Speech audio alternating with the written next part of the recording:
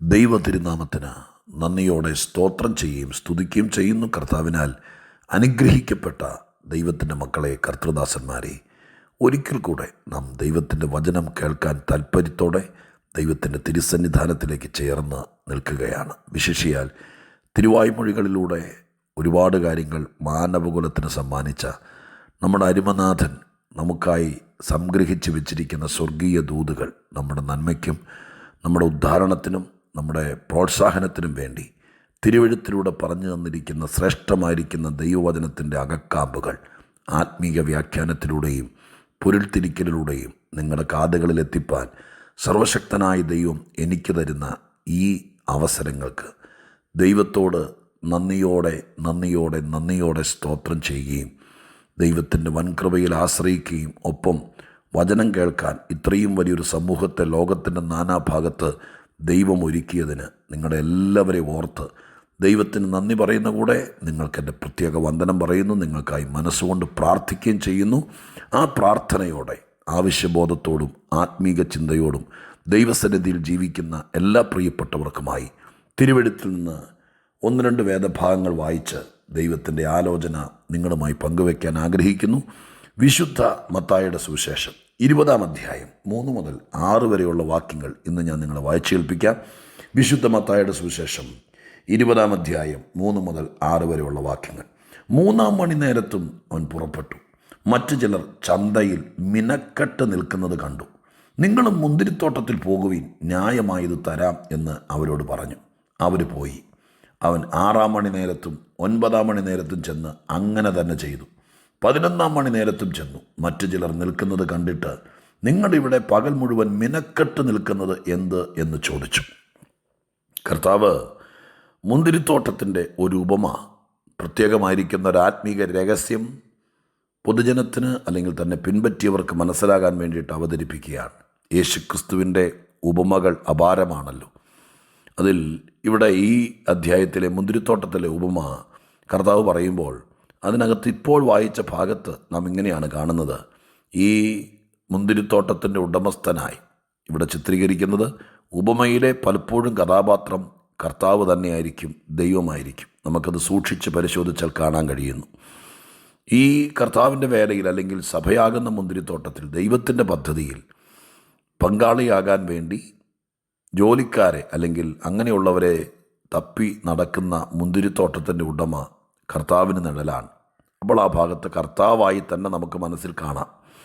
കർത്താവ് നോക്കുകയാണ്. കർത്താവ് നോക്കുന്ന സമയത്ത് കർത്താവ് കാണുന്നു. എന്ത് കാണുന്നു? ആളുകളെല്ലാം മെനക്കെട്ട് നിൽക്കുന്നു. അവിടെ എഴുതിയിരിക്കുന്ന, ഒന്നിലധികം പ്രാവശ്യം എഴുതിയിരിക്കുന്ന, മനുഷ്യനെ നോക്കുമ്പോൾ സർവശക്തനായ സൃഷ്ടാവ് കണ്ട ഏറ്റവും വലിയ പോരായ്മയാണ് ആ വാക്കുകൊണ്ട് നമ്മൾ മനസ്സിലാക്കുന്നത്. എന്താണ് ആ വാക്ക്? മിനക്കെട്ട് നിൽക്കുക. ഉദാസീനതയോടെ, അലസതയോടെ, യാതൊരു കാര്യങ്ങളും ചെയ്യാതെ എന്നൊക്കെ അർത്ഥം വരുന്നൊരു പ്രയോഗമാണ് ഇംഗ്ലീഷ് ബൈബിളിലും മൂലഭാഷയിലും എല്ലാം മിനക്കെട്ട് നിൽക്കുക എന്ന പഴയ മലയാള പദത്തിന് കൊടുത്തിരിക്കുന്നത്. നിങ്ങൾ ഇംഗ്ലീഷ് ബൈബിൾ നോക്കിയാൽ കുറച്ചുകൂടെ സുന്ദരമായിരിക്കും എന്ന് ഞാൻ നിങ്ങളെ ഓർമ്മപ്പെടുത്തുകയാണ്. അപ്പോൾ സൃഷ്ടാവായ ദൈവം, ഇനി നമ്മൾ കുറച്ചുകൂടെ ആ ഉപമയെ ദൈവത്തിങ്കിലേക്കും നമ്മളിലേക്കും അടുപ്പിച്ചുകൊണ്ട് മറച്ചു വയ്ക്കാതെ ഒരു കഥ പറയുന്ന ലാഘവത്തോടല്ല, മറിച്ച് സൃഷ്ടാവായ ദൈവത്തിൻ്റെ മനസ്സറിഞ്ഞ് നമുക്ക് ആ ഭാഗത്തെ ഒന്ന് ചിന്തിക്കാം. ഈ ഉപമയിലെ തോട്ടക്കാരൻ അല്ലെങ്കിൽ ഈ മുന്തിരിത്തോട്ടത്തിൻ്റെ ഉടമ സർവശക്തനായ സൃഷ്ടാവാണ്, മനുഷ്യനാണ് ബാക്കി ഇവിടെ മെനക്കെട്ട് നിൽക്കുന്നവർ. ഇപ്പോൾ സൃഷ്ടാവ് നോക്കുമ്പോൾ ഇവിടെ എല്ലാം മനുഷ്യൻ്റെ മെനക്കെട്ട് നിൽക്കുന്നു. അങ്ങനെയല്ലേ വാക്ക്? 9-ാം മണി നേരത്തും 11-ാം മണി നേരത്തും 6-ാം മണി നേരത്തും എല്ലാ സമയത്തും നോക്കിയാലും ചന്തസ്ഥലത്തും വഴിവക്കത്തും വീട്ടിലും എല്ലായിടത്തും മെനക്കെട്ട് നിൽക്കുന്നു. പ്രിയപ്പെട്ടവരെ, ദൈവം സൃഷ്ടിച്ച സൃഷ്ടിയുടെ ഏറ്റവും മണിമകുടമാണ് മനുഷ്യൻ. അത് ഞാൻ പറയണ്ടല്ലോ. എന്നെ കേൾക്കുന്ന നിങ്ങളെല്ലാം മനുഷ്യരാണല്ലോ. ലോക സൃഷ്ടിയിൽ അഥവാ ദൈവ സൃഷ്ടിയിൽ ഏറ്റവും പ്രത്യേകതയാൽ സൃഷ്ടിക്കപ്പെട്ടതാണ് മനുഷ്യൻ.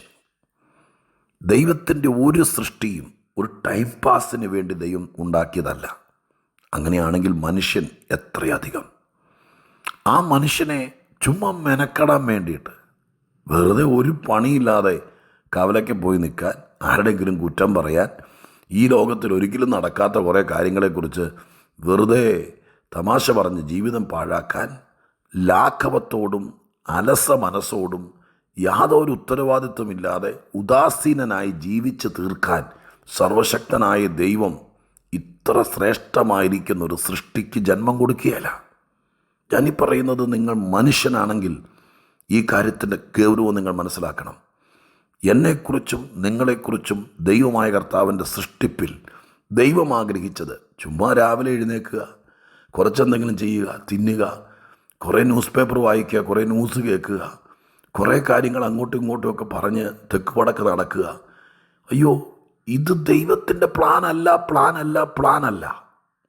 ഇത് കേൾക്കുമ്പോൾ നിങ്ങളുടെ വീട്ടിൽ മെനക്കെട്ടിരിക്കുന്ന ആരെങ്കിലും ഉണ്ടോ? നിങ്ങൾ ലൈഫിൽ ചുമ്മാ മെനക്കെട്ട് ജീവിതം തള്ളി നീക്കുവാണോ? കഞ്ഞി വയ്ക്കുന്നുണ്ട്, വസ്ത്രം കഴുകുന്നുണ്ട്, അലക്കുന്നുണ്ട്, തേക്കുന്നുണ്ട്, തലമുടി ചെയ്യുന്നുണ്ട്.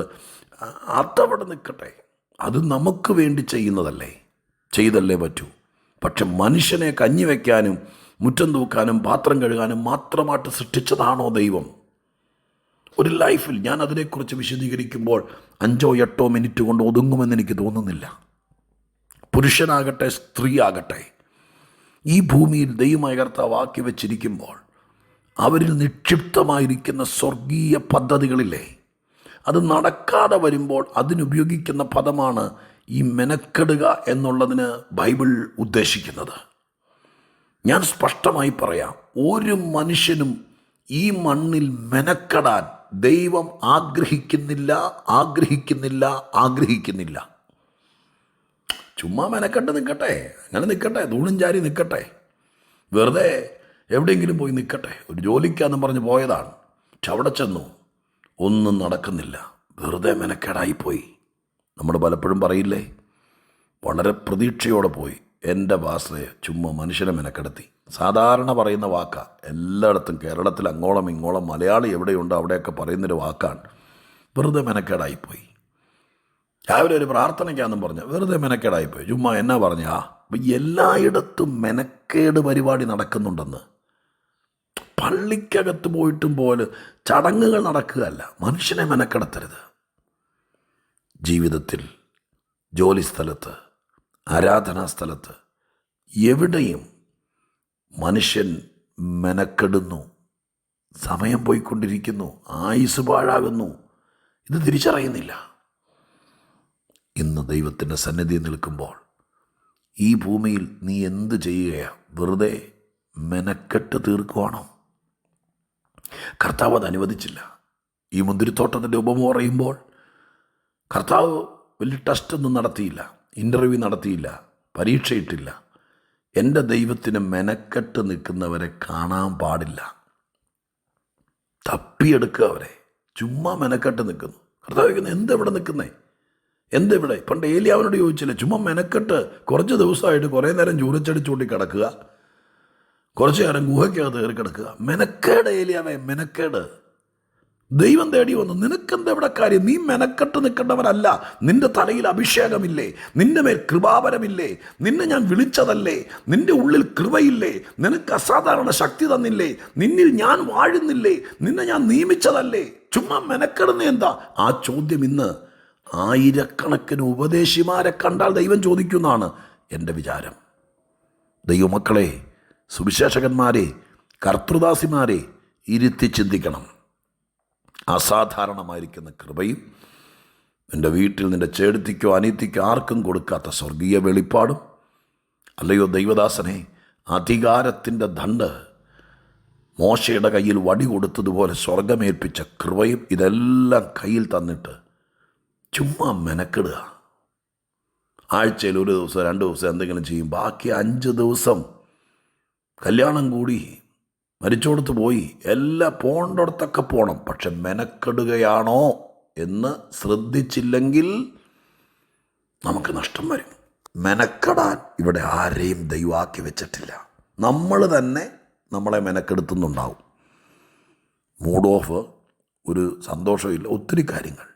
പ്രിയപ്പെട്ടവരെ, ജീവിതത്തിൽ ആരെങ്കിലുമൊക്കെ നിങ്ങളെ മെനക്കെടുത്തി കാണും.